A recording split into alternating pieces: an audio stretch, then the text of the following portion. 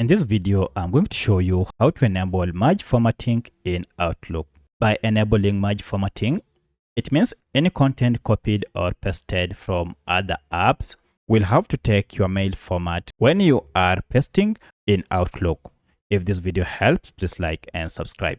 To merge format in your emails in Outlook, log into your account and then go to settings on top. Then go to mail under settings and choose compose and reply. From here, we have this option for cut, copy and paste. You're told choose how content from different apps is pasted when writing an email. So we have the condition for paste from emails and calendar. Currently it is set to keep source formatting. If you wish this to adapt to your format in Outlook, then click on the drop down and choose merge format. If you only want to keep text only, then you can choose this option. Also under paste from other apps, go ahead and click on it and choose merge formatting. Once you have chosen this, now click on save to keep these changes. So that's how you can merge format in Outlook.